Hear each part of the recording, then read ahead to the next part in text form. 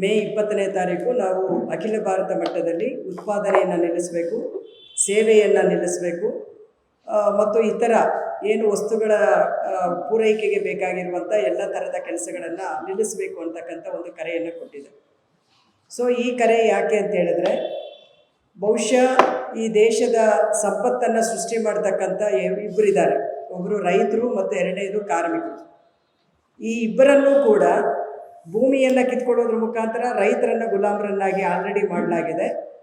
ಈಗ ಕಾರ್ಮಿಕ ಕಾನೂನುಗಳನ್ನು ಮಾಲೀಕರ ಪರವಾಗಿ, ಕಾರ್ಪೊರೇಟ್ ಕಂಪನಿಗಳ ಪರವಾಗಿ ವ್ಯಾಪಾರದ ಸುಲಭೀಕರಣ ಅನ್ನುವಂಥ ಹೆಸರಿನಲ್ಲಿ, ಅಂದರೆ ವ್ಯಾಪಾರಕ್ಕೆ ಒಂದು ದಾರಿಯನ್ನು ಸಡಿಲ ಮಾಡಬೇಕು ಮತ್ತು ಅವರಿಗೇನು ಈಸಿ ಇರಬೇಕು ಅವರಿಗೆ ಅಂತ ಹೇಳ್ತಾರೆ ಅವರು.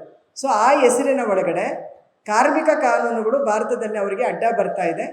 ಹಾಗಾಗಿ ಅಡ್ಡ ಬರ್ತಾ ಇರತಕ್ಕಂಥ ಕಾರ್ಮಿಕ ಕಾನೂನುಗಳನ್ನು ನಾವು ವ್ಯಾಪಾರವನ್ನು ಸುಲಭೀಕರಿಸಲಿಕ್ಕಾಗಿ ನಾವು ಏನು ಸುಧಾರಣೆಗಳನ್ನು ಮಾಡ್ತೀವಿ ಅಂತಕ್ಕಂಥ ಹೆಸರಿನಲ್ಲಿ ಇವತ್ತು ಮೋದಿ ಸರ್ಕಾರ 29 ಕಾರ್ಮಿಕ ಕಾನೂನುಗಳನ್ನು 4 ಸಂಹಿತೆಗಳನ್ನಾಗಿ ಬದಲಾವಣೆಯನ್ನು ಮಾಡಿದ್ದಾರೆ. ಸೊ ಅದರ ವಿವರಗಳು ಸಂಪೂರ್ಣವಾಗಿ ನೋಟಲ್ಲಿದೆ.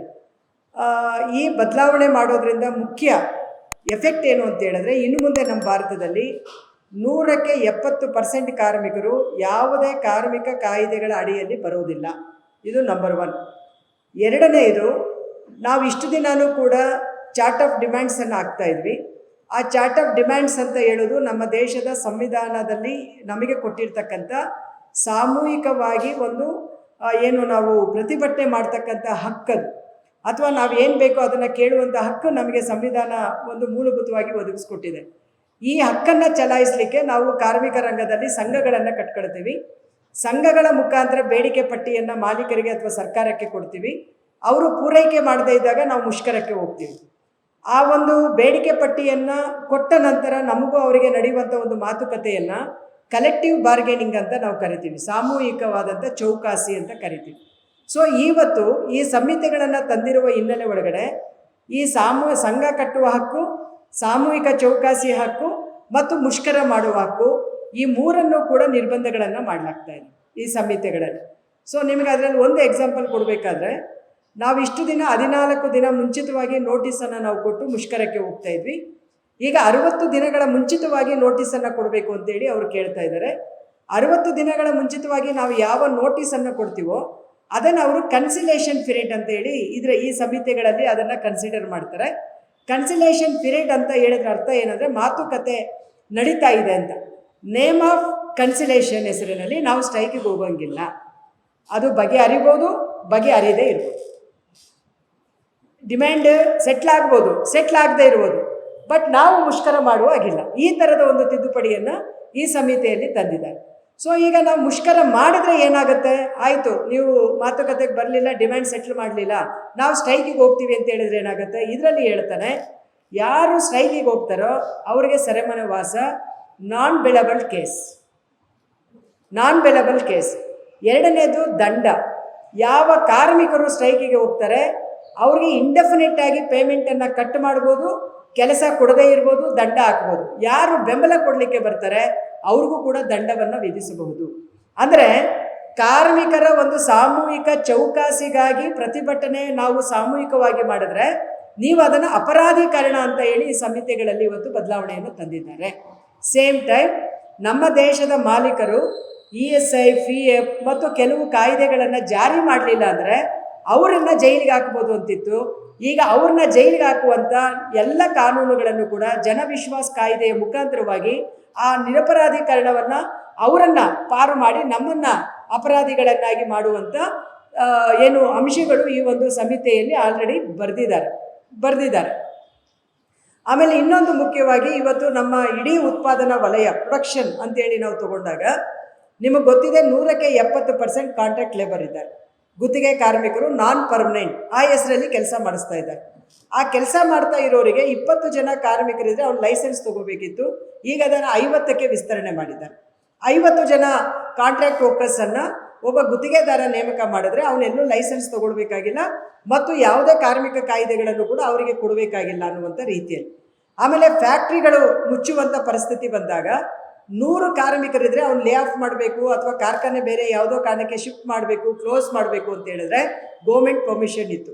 ಆ ಮಿತಿಯನ್ನು ಇವತ್ತು 300ಕ್ಕೆ ಹೆಚ್ಚಳ ಮಾಡಿದ್ದಾರೆ. ಈ ಥರ ಹಲವು ಥರದಲ್ಲಿ ಬದಲಾವಣೆಗಳನ್ನು ಇದರಲ್ಲಿ ತಂದಿದ್ದಾರೆ. ಆಮೇಲೆ ಇನ್ನೂ ಭಾಳ ಮುಖ್ಯ ಇದೇನೆಂದರೆ, ಇನ್ನು ಮುಂದೆ ನಮ್ಮ ದೇಶದಲ್ಲಿ ESI PF ಅನ್ನೋದಿದೆಯಲ್ಲ, ಇದು ಫಾರ್ಮಲ್ ಆಗಿರುತ್ತೆ, ಅದು ಆಪ್ಷನಲ್ ಆಗಿರುತ್ತೆ. ಬಯಸಿದ್ರೆ ಸಿಗತ್ತೆ, ಇಲ್ಲ ಅಂತ ಹೇಳಿದ್ರೆ ಇಲ್ಲ ಅನ್ನುವಂಥದ್ದು. ಕಟ್ಟಡ ಕಾರ್ಮಿಕರು ಭಾಳಷ್ಟು ಹೋರಾಟಗಳ ನಂತರದಲ್ಲಿ ಸೆಸ್ ಕಲೆಕ್ಷನ್ ಮಾಡುವಂಥ ಒಂದಿತ್ತು. ಈಗ ಸೆಸ್ಸು ಕೂಡ ನಾಟ್ ಕಂಪಲ್ಷನ್ ಅಂತ ಮಾಡಿದ್ದಾರೆ. 50 ಲಕ್ಷ ಯಾರು ಇದೇನೋ ಒಂದು ಕಾಮಗಾರಿಯನ್ನು ಮಾಡುವಂಥ ಇದು ಕಟ್ಟಡ ನಿರ್ಮಾಣ ಇರ್ತದೆ, ಅವರಿಗೆ ಪೂರ್ತಿ ಕನ್ಸೆಷನನ್ನು ಮಾಡಿಬಿಟ್ಟಿದ್ದಾರೆ. 50 ಲಕ್ಷದ ಮೇಲಿದ್ರೆ ನಾಟ್ ಕಂಪಲ್ಷನ್, 50 ಲಕ್ಷದ ಒಳಗಿದ್ರೆ ಪೂರ್ತಿಯಾಗಿ ಎಕ್ಸ್ಕ್ಯೂಸ್ ಮಾಡಿದ್ದಾರೆ. ಸೊ ಹಂಗಾಗಿ ಅವ್ರಿಗೂ ಕೂಡ ಇನ್ನು ಮುಂದೆ ಏನಿರಲ್ಲ. ಈ ಥರ ಬೇರೆ ಬೇರೆ ವಿಭಾಗಗಳಲ್ಲಿ ಕೆಲಸ ಮಾಡುವಂಥ ಪ್ರತಿ ಕಾರ್ಮಿಕರಿಗೂ ಕೂಡ ಒಂದು ರೀತಿಯಲ್ಲಿ ಅಪಾಯದ ಏನು ನಮಗೆ ಇರ್ತಕ್ಕಂಥ ಸವಲತ್ತುಗಳನ್ನು ಇವತ್ತು ಅವರು ವಾಪಸ್ ತಗೊಳ್ಳೋಕ್ಕೆ ಈ ಒಂದು ಕೋರ್ಸಲ್ಲಿ ಮಾಡಿದ್ದಾರೆ. ಮತ್ತು ಇನ್ನೂ ಒಂದು ಭಾಳ ಮುಖ್ಯ ಏನಂದರೆ, ಇನ್ನು ಮುಂದೆ ನಮಗೆ ಕಾರ್ಮಿಕ ನ್ಯಾಯಾಲಯಗಳು ಇರೋದಿಲ್ಲ. ಕಾರ್ಮಿಕ ಮಂಡಳಿಗಳನ್ನು ಅವರು ಕೌನ್ಸಿಲ್ ಅಂತ ಹೇಳಿ ಕರೀತಾರೆ, ಕೌನ್ಸಿಲ್ಗಳನ್ನು ಸ್ಥಾಪನೆ ಮಾಡ್ತಾರಂತೆ. ಅದರಲ್ಲಿ ನೀವೇನಾದ್ರು ಮಾಡ್ಕೊಳ್ರಿ ಅಂತ. ಆಮೇಲೆ ಫ್ಯಾಕ್ಟ್ರಿ ಇನ್ಸ್ಪೆಕ್ಟರ್ಸ್ ಅಂತ ಇತ್ತು. ಯಾವುದೋ ಒಂದು ಕಾರ್ಖಾನೆ ನಿಯಮ ಬಾಹಿರವಾಗಿ ನಡೀತಾ ಇದ್ದರೆ ಇವ್ರು ಹೋಗಿ ಅದನ್ನು ನಿಲ್ಲಿಸ್ಬೋದಿತ್ತು ಅಥವಾ ಇನ್ಸಿಸ್ಟ್ ಮಾಡ್ಬೋದಾಯಿತು. ಇನ್ನು ಮುಂದೆ ಫ್ಯಾಕ್ಟ್ರಿ ಇನ್ಸ್ಪೆಕ್ಟರ್ ಕಮ್ ಫೆಸಿಲಿಟೇಟರ್ ಅಂತ ಹೇಳಿ ಮಾಡಿದ್ದಾರೆ. Facilitator means what? ಗಾಂಧಿ ಭವನ ನಾವು ಬುಕ್ ಮಾಡಿದ್ದೀವಿ, ಇಲ್ಲೊಬ್ರು ನಮಗೆ ಬುಕ್ ಮಾಡಿಕೊಟ್ರು, ಅವ್ರನ್ನ ಫೆಸಿಲಿಟೇಟರ್ ಅಂತ ಕರಿತೀವಿ. ಸೊ ಈಗ ಇನ್ನು ಮುಂದೆ ಲೇಬರ್ ಇನ್ಸ್ಪೆಕ್ಟರ್ ಪೂರ್ತಿ ಪವರನ್ನು ಇದರಲ್ಲಿ ಕಿತ್ತಾಕಲಾಗಿದೆ. ಸೊ ಹಂಗಾಗಿ ಇದು ಟೋಟಲ್ ಆಗಿ ಇದರಲ್ಲಿ ಏನು ಕಾಣಿಸುತ್ತೆ ಅಂದರೆ, ಒಟ್ಟು ಭಾರತದ ಕಾರ್ಮಿಕರ ಸಂಘಟಿತ ಆಗುವ ಹಕ್ಕು, ಬಾರ್ಗೇನಿಂಗ್ ಮೇಲಿನ ಹಕ್ಕು ಮತ್ತು ಮುಷ್ಕರದ ಹಕ್ಕುಗಳನ್ನು ವಾಪಸ್ ತಗೊಂಡಿದ್ದಾರೆ ಅನ್ನುವಂಥ ಅಂಶಗಳು ಇದರಲ್ಲಿ ನಮಗೆ ಭಾಳ ಸ್ಪಷ್ಟವಾಗಿ ಇದ್ದಾವೆ. ಆಮೇಲೆ ಇದು ಭಾರತ ಸರ್ಕಾರ ಮಾಡಿ ಮತ್ತು ಇನ್ನೊಂದು ವೇಜ್ ಕೋಡ್ ಅಂತ ತಂದಿದ್ದಾರೆ. ಇದರಲ್ಲಿ ಭಾಳ ಇಂಟ್ರೆಸ್ಟಿಂಗ್ ಏನಂದರೆ, ಎಲ್ರಿಗೂ ಇನ್ನು ಮುಂದೆ ನಮ್ಮ ಭಾರತದಲ್ಲಿ ಎಫೆಕ್ಟ್ ಆಗೋದು, ಇಷ್ಟು ದಿನ ಒಂದು ವೇಜನ್ನು ಕ್ಯಾಲ್ಕುಲೇಷನ್ ಮಾಡಿದ್ರೆ ಪೇ ಕಮಿಷನ್ಸು, ಆಮೇಲೆ ಮಿನಿಮಮ್ ವೇಜ್ ಆ್ಯಕ್ಟು, ಆಮೇಲೆ ಮತ್ತು ಈವನ್ ಯಾರಿಗೆಲ್ಲ ಏನು ಬೋರ್ಡ್ಗಳಿರ್ತವೆ, ಈಗ ನಿಮಗೆಲ್ಲನೂ ಪತ್ರಕರ್ತರಿಗೆ ವೇಜ್ ಬೋರ್ಡ್ ಅಂತ ಇತ್ತು, ಪತ್ರಕರ್ತರಿಗೆ, ಇನ್ಶೂರೆನ್ಸ್ ಬ್ಯಾಂಕ್ನವ್ರಿಗೆ ಬೇರೆ ಬೇರೆ ಥರದ ಬೋರ್ಡ್ಗಳಿದ್ದಾವೆ. ಅದನ್ನು ಲೆಕ್ಕ ಹಾಕುವಾಗ, ಕ್ಯಾಲ್ಕುಲೇಷನ್ ಹಾಕುವಾಗ ಏನಾಗ್ತಿದ್ರು, ರಫ್ತು ಕೋಸ್ ಬ್ರೆಡ್ ಪ್ರಕರಣ ಅಂತೇಳಿ 2012 ಸುಪ್ರೀಂ ಕೋರ್ಟ್ ಒಂದು ತೀರ್ಪಿದೆ, ವೈಜ್ಞಾನಿಕವಾದಂಥ ಸೈಂಟಿಫಿಕ್ ಕ್ಯಾಲ್ಕುಲೇಷನ್ ಅಂತ. ಇದ್ರ ಮೇಲೆ ನಮ್ಮ ದೇಶದ ಮಿನಿಮಮ್ ವೇಜ್ ಕ್ಯಾಲ್ಕುಲೇಷನ್ ಆಗ್ತಿತ್ತು. ಎರಡನೇದು ILO, international labour organisation, and ILC, Indian labour conference. ಇದರ ಒಂದು ಕ್ಯಾಲ್ಕುಲೇಷನ್ಸ್, ರೆಕಮೆಂಡೇಶನ್ಸ್ ಇದ್ದಾವೆ, ಕನ್ವೆನ್ಷನ್ಸ್ ಇದ್ದಾವೆ. ಇದರ ಆಧಾರದಲ್ಲಿ ಒಂದು ವೇತನವನ್ನು ಲೆಕ್ಕ ಹಾಕ್ಲಾಗ್ತಾಯಿತ್ತು. ಈಗ ಮೋದಿ ಸರ್ಕಾರ ತಂದಿರುವಂಥ ವೇಜ್ ಕೋಡಲ್ಲಿ ಇದೆಲ್ಲವನ್ನು ಬಿಡಬೇಕು ಅಂತ ಹೇಳಿ ತಂದಿದ್ದಾರೆ. ಇದು ಅಗತ್ಯ ಇಲ್ಲ ಅಂತೇಳಿ ತಂದಿದ್ದಾರೆ. ಮತ್ತು ಏನು ಮಾಡ್ತೀರಾ ಅಂತ ಹೇಳಿದರೆ, ಅವ್ರು ಹೇಳ್ತಾರೆ ಫ್ಲೋರ್ ವೇಜನ್ನು ಇಂಟ್ರೊಡ್ಯೂಸ್ ಮಾಡ್ತೀವಿ ಅಂತ. ಫ್ಲೋರ್ ವೇಜ್ ಅಂತ ಹೇಳಿದರೆ 187 ರುಪೀಸನ್ನು, 178 ರುಪೀಸನ್ನು ಇದಕ್ಕಿಂತ ಕಮ್ಮಿ ಯಾರಿಗೂ ಕೊಡಬಾರ್ದು ಭಾರತದಲ್ಲಿ ಅನ್ನುವ ರೀತಿಯಲ್ಲಿ ತರ್ತಾ ಇದ್ದಾರೆ. ಇವತ್ತಿನ ಬೆಲೆ ಏರಿಕೆ, ILO conventions, ILC recommendations, supreme court decision, ಇದೆಲ್ಲವನ್ನು ಕೂಡ ಇವತ್ತು ಬದಿಗಿರಿಸಲಾಗಿದೆ ಈ ವೇಜ್ ಕೋಡಲ್ಲಿ ಅನ್ನುವಂಥದ್ದು. ಆಮೇಲೆ ಇನ್ನೊಂದು ವರ್ಕಿಂಗ್ ಅವರ್ಸನ್ನು 12 ಅವರ್ಸ್ ಮಾಡ್ತಾ ಇದ್ದಾರೆ, ಕಂಪಲ್ಷನ್ ಮಾಡ್ತಾ ಇದ್ದಾರೆ, 8 to 12 ಅವರ್ಸ್ ಮಾಡ್ತಾ ಇದ್ದಾರೆ. ಸೊ 12 ಅವರ್ಸ್ ಮಾಡುವಾಗ ನೀವು ಓವರ್ ಟೈಮ್ ಕೊಡ್ತೀರಾ ಅಂತ ಹೇಳಿದ್ರೆ ಅವ್ರು ಹೇಳ್ತಾರೆ OT ಇಲ್ಲ. ಈಗ ಓವರ್ ಟೈಮ್ ಅಂತ ಹೇಳುವಾಗ ನಮಗೆಲ್ಲ ಗೊತ್ತಿರೋ ಹಾಗೆ ಟೋಟಲ್ ನನ್ನ ವೇಜ್ ಏನು ಬರುತ್ತೆ ಗಂಟೆಗಳ ಲೆಕ್ಕದಲ್ಲಿ ಹಾಕಿ ಅದರ ಡಬಲನ್ನು ಕೊಡ್ತಾರೆ. ಈಗ ಈ ಕೋಡಲ್ಲಿ ಏನು ತಂದಿದ್ದಾರೆ ಅಂದರೆ, ಬೇಸಿಕ್ ಪೇ ಮಾತ್ರದಲ್ಲಿ OTಯನ್ನು ಕೊಡ್ತಾರೆ, ಗ್ರಾಸ್ ಸ್ಯಾಲ್ರಿಯಲ್ಲಿ ಕೊಡಲ್ಲ. ಈ ಥರದ ಹಲವು ಥರದ ಬದಲಾವಣೆಗಳನ್ನು ಈ ಕೋರ್ಸಲ್ಲಿ ತಂದಿದ್ದಾರೆ. ಇದು ಒಟ್ಟು ಕಾರ್ಮಿಕರಿಗೆ ಮರಣ ಶಾಸನವನ್ನು ಬರೆಯುವಂಥ ಒಂದು ಕಾರ್ಮಿಕ ಕೋಡ್ ಅಂತ ಹೇಳಿ ನಾವು ಇದನ್ನು ಹೇಳ್ತಾ ಇದ್ದೀವಿ. ಇದು ಏನಾರ ಬಂತು ಅಂತ ಹೇಳಿದ್ರೆ, ಒನ್ಸ್ ಅಗೈನ್ ನಮ್ಮ ದೇಶದ ಕಾರ್ಮಿಕರು ಯಾವಾಗ ಹಿಂದೆ ರಾಜರಿದ್ದಾಗ ದಾಸ್ಯರು, ಜೀತದಾಳುಗಳು, ಗುಲಾಮರು ಅಂತ ಹೇಳಿತ್ತಲ್ಲ, ಆ ಒಂದು ಪರಿಸ್ಥಿತಿಗೆ ನಾವು ಮತ್ತೆ ಇವತ್ತು ವಾಪಸ್ ಹೋಗಲಿಕ್ಕೆ ಇವತ್ತು ಕಾರ್ಪೊರೇಟ್ ಕಂಪನಿ ಏನು ಹೇಳ್ತಾರೆ ಅದರ ಪ್ರಕಾರದಲ್ಲಿ ಮೋದಿ ಸಾಹೇಬರು ಇದೆಲ್ಲ ಬದಲಾವಣೆಗಳನ್ನು ತಂದು ಆಲ್ರೆಡಿ ಪಾರ್ಲಿಮೆಂಟಲ್ಲಿ ಪಾಸ್ ಆಗೋಗಿದೆ. 2019ರಲ್ಲಿ ವೇಜ್ ಕೋಡ್ ಪಾಸಾಗಿದೆ. 2020ರಲ್ಲಿ ಇನ್ನು 3 ಕೋಡು, ಸಾಮಾಜಿಕ ಭದ್ರತಾ ಅಂತ ಹೇಳ್ತೀವಿ, ಸೋಷಿಯಲ್ ಸೆಕ್ಯೂರಿಟಿ ಕೋಡು, ಇನ್ನೊಂದು OSH ಕೋಡು, ಇನ್ನೊಂದು ಇದು ಇಂಡಸ್ಟ್ರಿಯಲ್ ರಿಲೇಷನ್ ಕೋಡ್. ಈ 3 ಕೋಡುಗಳು ಕೂಡ 2020ರಲ್ಲಿ ಪಾಸ್ ಆಗೋಗಿದೆ. ಈಗ ಏಪ್ರಿಲ್ 1ಕ್ಕೆ ಅವರು ಅನೌನ್ಸ್ ಮಾಡ್ತೀವಿ ಅಂತ ಹೇಳಿದರು. ಅನೌನ್ಸ್ ಮಾಡ್ತೀವಿ ಅಂತ ಹೇಳಿದ ಕೂಡಲೇ ನಾವೆಲ್ಲ ಹೋರಾಟಗಳಿಗೆ ಹೋದ್ವಿ. ಮತ್ತು ನಿಮ್ಗೆ ಇನ್ನೊಂದು ಇಂಟ್ರೆಸ್ಟಿಂಗ್ ಏನಂದರೆ, ಎಲ್ಲ ರಾಜ್ಯಗಳು ಕೂಡ ಇದಕ್ಕೆ ರೂಲ್ಸನ್ನು ಫ್ರೇಮ್ ಮಾಡಿದೆ.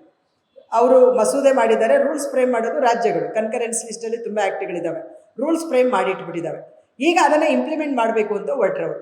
ಏಪ್ರಿಲ್ 1 ಹೊರಟಾಗ ನಾವೆಲ್ಲ ಹೋರಾಟಗಳಿಗೆ ಹೋಗ್ಬೇಕಂತೇಳಿ ಎಲ್ಲ ಚಲನೆ ನಮ್ಮದು ಶುರುವಾಯಿತು. ಚಲನೆ ಶುರುವಾದ ಕೂಡಲೇ ಅವರು ಏಪ್ರಿಲ್ 1 ಅನೌನ್ಸ್ ಮಾಡಲಿಲ್ಲ. ಅದರ ಬದಲಿಗೆ ಇನ್ನೊಂದು ಮಾರ್ಗ ಕಂಡುಹಿಡಿದ್ರೆ ಏನಂದರೆ, ರಾಜ್ಯಗಳಿಗೆ ಒತ್ತಡವನ್ನು ತರೋದ್ರ ಮುಖಾಂತರವಾಗಿ ಈ ಲೇಬರ್ ಕೋಡನ್ನು ಇಂಪ್ಲಿಮೆಂಟ್ ಮಾಡಲಿಕ್ಕೆ ಕೊಟ್ಟಿದ್ದಾರೆ. ಈಗ ಕರ್ನಾಟಕಕ್ಕೆ ಆಲ್ರೆಡಿ ಒಂದು ನೋಡಲ್ ಆಫೀಸರನ್ನು ಸೆಂಟ್ರಲ್ ಗೌರ್ಮೆಂಟ್ ನೇಮಕ ಮಾಡಿದೆ.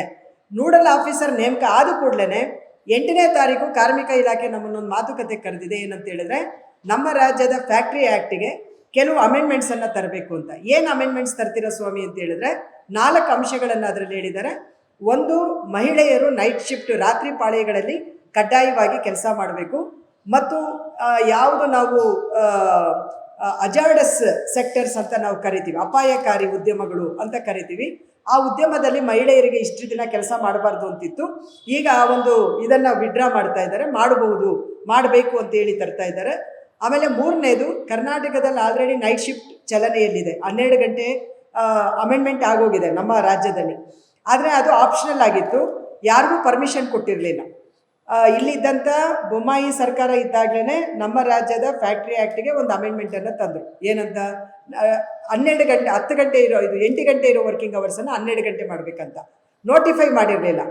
ಸಿದ್ದರಾಮಯ್ಯ ಅವರು ಮುಖ್ಯಮಂತ್ರಿಗಳಾದಮೇಲೆ ನೋಟಿಫೈ ಮಾಡಿದ್ರು 12 ಅವರ್ಸ್ ಮಾಡ್ಬೋದಂತ. ಆ ನೋಟಿಫೈ ಮಾಡುವಾಗ ಆಪ್ಷನಲ್ ಅಂತ ಕೊಟ್ಟರು. ಸೊ ಈಗ ಈ ಆಪ್ಷನಲ್ ಆಧಾರದಲ್ಲಿ ನಮ್ಮ ಕರ್ನಾಟಕದಲ್ಲಿ ಆಲ್ರೆಡಿ ಜಾರಿಯಾಗಿದೆ ಶಾಹಿ ಎಕ್ಸ್ಪೋರ್ಟ್.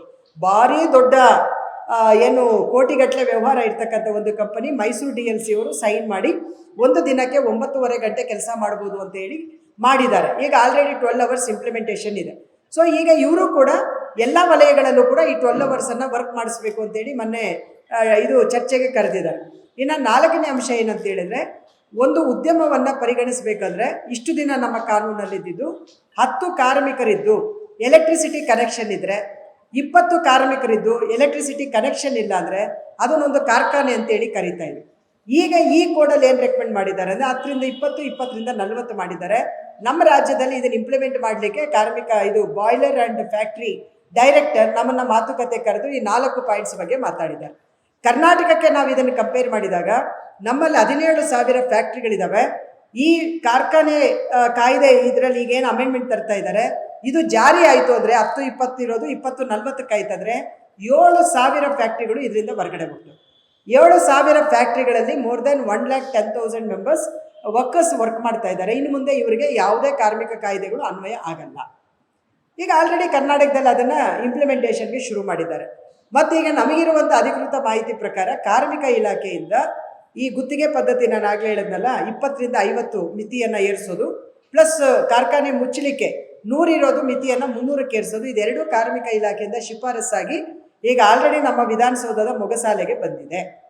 ಸೊ ಈ ರೀತಿಯಲ್ಲಿ ಬಂದರೆ ಸುಮಾರು ಫ್ಯಾಕ್ಟ್ರಿಗಳು ಇನ್ನು ಮುಂದೆ ಯಾರನ್ನೂ ಕೇಳಬೇಕಾಗಿಲ್ಲ, ಯಾವಾಗ ಬೇಕಾದ್ರೂ ರಾತ್ರೋರಾತ್ರಿ ಮುಚ್ಕೊಂಡು ಹೋಗಬಹುದಾದಂಥ ಒಂದು ಅಪಾಯಗಳು ಇದರಲ್ಲಿದ್ದಾವೆ. ಓಕೆ. ಆಮೇಲೆ 12 ಅವರ್ಸ್ ವರ್ಕಿಂಗ್ ಅವರ್ಸ್ ಅವನು ಏನೀಗ ಇಂಟ್ರೊಡ್ಯೂಸ್ ಮಾಡ್ತಾ ಇದ್ದಾನೆ, ಅದರಲ್ಲಿ ಏನು ಹೇಳ್ತಾರೆ ಅವರು ಅಂತ ಹೇಳಿದ್ರೆ ಅದು ಸ್ವಲ್ಪ ಅಂಡರ್ಸ್ಟ್ಯಾಂಡಿಂಗ್ ಕಷ್ಟ ಇದೆ. 6 ದಿನ ಕೆಲಸ ಮಾಡೋ ಬದಲಿಗೆ 5 ದಿನ ಕೆಲಸ ಮಾಡೋದು. ಇನ್ನು 2 ದಿನ ಅವನಿಗೆ ಶನಿವಾರ ಭಾನುವಾರ ರಜೆ ಕೊಡ್ತಾರೆ. ಈಗ ಆಲ್ರೆಡಿ ಕಾರ್ಮಿಕರು 3 ಶಿಫ್ಟಲ್ಲಿ ಕೆಲಸ ಮಾಡ್ತಾ ಇದ್ದಾರೆ. ಈಗ 2 ಶಿಫ್ಟ್ ಆಗುತ್ತೆ. 2 ಶಿಫ್ಟ್ ಆದರೆ 3ನೇ ಶಿಫ್ಟ್ ಕಾರ್ಮಿಕರು ಇದ್ದಾರಲ್ಲ ಅವ್ರನ್ನ ತೆಗಿಬೋದು. ಇದರಲ್ಲಿ ಅವಕಾಶ ಇದೆ. ಆದರೆ ಈಗ ಆಲ್ರೆಡಿ ಅನ್ಎಂಪ್ಲಾಯ್ಮೆಂಟ್ ಪ್ರಾಬ್ಲಮ್ ಇಷ್ಟು ದೊಡ್ಡ ಪ್ರಮಾಣದಲ್ಲಿದೆ. ಈಗ ಈ 12 ಅವರ್ಸ್ ಇಂಟ್ರೊಡ್ಯೂಸ್ ಮಾಡೋದ್ರಿಂದ ಈಗ ಆಲ್ರೆಡಿ ಹೂ ಆರ್ ವರ್ಕಿಂಗ್ ಅವರು ಒಂದು ಪರ್ಸೆಂಟೇಜ್ ಜನ ಕೆಲಸ ಕಳ್ಕೊಂಡು ಹೊರಗಡೆ ಬರ್ತಾರೆ, ಅಥವಾ ನಾನ್ ಪರ್ಮನೆಂಟ್ ವರ್ಕರ್ ಆಗಿ ಕ್ಯಾಶುವಲ್ ಆಗಿ ಕನ್ವರ್ಟ್ ಆಗ್ತಾರೆ ಅಂತಕ್ಕಂಥ ಅಂಶಗಳು ಇದರಲ್ಲಿ ಇದ್ದಾವೆ ಅನ್ನುವಂಥದ್ದನ್ನು ನಾವು ನೋಡಬೇಕು. ಸೊ ಇದು ತುಂಬ ಸೀರಿಯಸ್ ಆದಂಥ ಒಂದು ಅಂಶಗಳು. ಮತ್ತು ಆ ಓವರ್ ಟೈಮ್ ನಾನು ಆಗಲೇ ಹೇಳಿದಾಗೆ ಅವ್ರಿಗೆ ಯಾವುದೇ ಕೊಡಲ್ಲ, ಯಾವ ಫೆಸಿಲಿಟಿನೂ ಕೊಡಲ್ಲ. ಪ್ರೊಡಕ್ಷನ್ ಆಫ್ ಕಾಸ್ಟನ್ನು ಕಮ್ಮಿ ಮಾಡಬೇಕು, ಮತ್ತು ಪ್ಲ್ಯಾಂಟ್ ಮೈಂಟೆನೆನ್ಸನ್ನು ಕಡಿಮೆ ಮಾಡಬೇಕು, ಮತ್ತು ನಂಬರ್ ಆಫ್ ವರ್ಕರ್ಸನ್ನು ರೆಡ್ಯೂಸ್ ಮಾಡಬೇಕು ಅನ್ನುವಂಥದ್ದನ್ನೇ ಈ 12 ಅವರ್ಸ್ ವರ್ಕಿನ ಹಿಂದೆ ಇರ್ತಕ್ಕಂಥ ಒಂದು ಕುತಂತ್ರ. ಸೊ ಈ ಥರ ಎಲ್ಲ ಅಂಶಗಳಿರೋದ್ರಿಂದ ನಾವು ಭಾಳ ಗಂಭೀರವಾಗಿ ಎಲ್ಲ ಸಂಘಟನೆಗಳು ಕೂಡ ಚರ್ಚೆ ಮಾಡಿ ಮೇ 20ನೇ ತಾರೀಕಿಗೆ ನಮ್ಮ ಕೆಲಸವನ್ನು ನಿಲ್ಲಿಸ್ತೀವಿ. ಈಗ ಆಲ್ರೆಡಿ ನಾವು ಸ್ಟ್ರೈಕ್ ನೋಟಿಸನ್ನು ನಾವು ಕೊಟ್ಟಿದ್ದೀವಿ. ಮತ್ತು ನಾವು ಆವತ್ತು ಎಲ್ಲ ಕಡೆಯಲ್ಲಿ ಕೂಡ ನಾವು ಸಾಮೂಹಿಕ ಬಂಧನಕ್ಕೆ ಒಳಗಾಗ್ತೀವಿ. ಯಾಕಂದರೆ ದಾಸ್ಯರಾಗಿ ಬದುಕುವ ಬದಲಿಗೆ ಈಗಲೇ ನೀವು ನಮ್ಮನ್ನು ಬಂಧನಕ್ಕೆ ಒಳಗಡೆ ಹಾಕಿ ನಮ್ಮನ್ನು ಅನ್ನುವಂಥ ರೀತಿ ಒಳಗಡೆ ನಾವಿವತ್ತು ಸಂಯುಕ್ತ ಹೋರಾಟ ಕರ್ನಾಟಕ ಮತ್ತು ಎಲ್ಲ ಕೇಂದ್ರ ಕಾರ್ಮಿಕ ಸಂಘಟನೆಗಳು ಕೂಡ ಒಂದು ನಿಲುಮೆಗೆ ನಾವು ಬಂದಿದ್ದೀವಿ. ಮತ್ತು ರಾಜ್ಯ ಸರ್ಕಾರನೂ ಕೂಡ ಇದನ್ನು ಜಾರಿ ಮಾಡಬಾರ್ದು ಅನ್ನುವಂಥದ್ದನ್ನು ಹೇಳ್ತಾ ಇದ್ದೀವಿ. ಮತ್ತು ಮಹಿಳೆಯರ ವಿಚಾರ ಇದೆಯಲ್ಲ, ಇದರಲ್ಲಿ ತುಂಬ ಪೆಥೆಟಿಕ್ ಕಂಡೀಷನ್ಗೆ ತಳ್ಳುವಂಥ ವಿಧಾನಗಳನ್ನು ಇದರಲ್ಲಿ ಈ ಕೋಡ್ಗಳಲ್ಲಿ ಆಲ್ರೆಡಿ ರಾಜ್ಯ ಸರ್ಕಾರನೂ ಕೂಡ, ನಮಗೆ ತುಂಬ ಬೇಸರ ಆಗೋದೇನೆಂದರೆ ರಾಜ್ಯ ಸರ್ಕಾರಗಳು ಓಕೆ ಸೆಂಟ್ರಲ್ ಗೌರ್ಮೆಂಟ್ ನಮ್ಮ ವಿರುದ್ಧವಾಗಿದೆ, ಕಾರ್ಪೊರೇಟ್ ಪರ ಇದೆ, ಮಾಲೀಕರ ಪರನೇ ಇರೋದು, ಇಟ್ಸ್ ಎ ಡಿಕ್ಲೇರ್ಡ್, ಅವ್ರು ತರ್ತಾ ಇದ್ದಾರೆ. ನಮ್ಮ ರಾಜ್ಯ ಸರ್ಕಾರ ಹೇಳ್ಬೋದಲ್ವಾ ನಾವು ರಾಜ್ಯದಲ್ಲಿ ಇದನ್ನು ಜಾರಿ ಮಾಡಲ್ಲ ಅಂತ. ದೊಡ್ಡ ಪ್ರಮಾಣದ ಬಂಡವಾಳ ಇಲ್ಲಿ ಬರ್ತಾ ಇದೆ. ಆಮೇಲೆ GSTಯಲ್ಲಿ ನಾವು ಸೆಕೆಂಡ್ ಪ್ಲೇಸ್ ಇದ್ದೀವಿ. ನಮ್ಮ ದೇಶದ GDPಗೆ 8.2% ಅಷ್ಟು ನಮ್ಮ ಕರ್ನಾಟಕದಿಂದ ನಾವು ಕಾಂಟ್ರಿಬ್ಯೂಟ್ ಮಾಡ್ತಾ ಇದ್ದೀವಿ. ಎಲ್ಲಿಂದ ಬರ್ತಾ ಇದೆ ಇದೆಲ್ಲ? ಡೆವಲಪ್ಮೆಂಟಿನ ಪಾರ್ಟ್ ಆಗಿ ಬರ್ತಾ ಇದೆ. ಈ ಡೆವಲಪ್ಮೆಂಟ್ ಆಗಬೇಕು ಅಂತ ಹೇಳಿದ್ರೆ ಸೊ ಕಾರ್ಮಿಕರ ಶ್ರಮಶಕ್ತಿ ಇಲ್ಲದೆ ಡೆವಲಪ್ಮೆಂಟ್ ಇಲ್ಲ. ಆದರೆ ಇವತ್ತು ಆ ರೀತಿಯ ಒಂದು ಅಭಿವೃದ್ಧಿಗೆ ಕಾರಣವಾಗಿರುವಂಥ ಮತ್ತು ದೇಶದ ರಾಜ್ಯದ ಮುನ್ನಡೆಗೆ ಕಾರಣವಾಗಿರುವಂಥ ಕಾರ್ಮಿಕರನ್ನು ನೀವು ಬಲಿ ಕೊಡ್ತೀರಿ ಅಂತ ಹೇಳಿದ್ರೆ, ನೀವು ರಾಜ್ಯದವರು ಕೂಡ BJP ಏನು ಹೇಳುತ್ತೆ ಅದನ್ನೇ ಕಾಂಗ್ರೆಸ್ ಮಾಡ್ತೀನಿ ಅಂತ ಹೇಳೋದಾದರೆ ನಿಮ್ದೇನಿದೆ ವಿಶೇಷತೆ ಇದರಲ್ಲಿ? ಸೊ ಹಾಗಾಗಿ ನಾವು ಕೇಂದ್ರ ಮತ್ತು ರಾಜ್ಯ ಸರ್ಕಾರಗಳಿಗೆ ನಾವು ಒತ್ತಾಯ ಮಾಡ್ತಾ ಇದ್ದೀವಿ, ನೀವೇನಾದರೂ ಕೂಡ ಕಾರ್ಮಿಕರನ್ನು ಕೆಣಕಿದ್ರೆ ನಾನು ಹೇಳ್ತೇನೆ ಹೋರಾಟಗಳು ನಿಧಾನದಲ್ಲಿ ಪ್ರಾರಂಭ ಆಗ್ತವೆ ಯಾವಾಗಲೂ ಕೂಡ. ಓಕೆ, ಸೊ ಇದು ಇಲ್ಲಿಗೆ ನಿಲ್ಲಲ್ಲ. ಮುಷ್ಕರ ಒಂದು ನಾಮಿನಲ್ ಆಗ್ಬೋದು, 20ನೇ ತಾರೀಕಿಗೆ ಆಗ್ಬೋದು, ನಾವು ಕೆಲವರು ಅರೆಸ್ಟ್ ಆಗ್ಬೋದು, ಆದರೆ ಅಲ್ಲಿಗೆ ನಿಲ್ಲಲ್ಲ.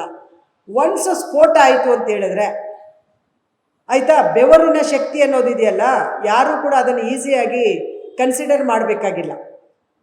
ಆ ಶಕ್ತಿ ಒಂದು ಸಾರಿ ಒಡೆದು ಆಚೆ ಬಂತಂತ ಹೇಳಿದ್ರೆ ಯು ಕಾಂಟ್ ಅವಾಯ್ಡ್. ಯಾವುದನ್ನು ಬೇಕಾದ್ರೂ ನೀವು ನಿಲ್ಲಿಸ್ಬೋದು, ಇದನ್ನು ನಿಲ್ಲಿಸ್ಲಿಕ್ಕಾಗಲ್ಲ. ಹಾಗಾಗಿ ಅದಕ್ಕೆ ನೀವು ಕಾರಣರಾಗಬಾರ್ದು ಅನ್ನುವಂಥ ಎಚ್ಚರಿಕೆಯನ್ನು ನಾವು ಈ ವೇದಿಕೆಯಿಂದ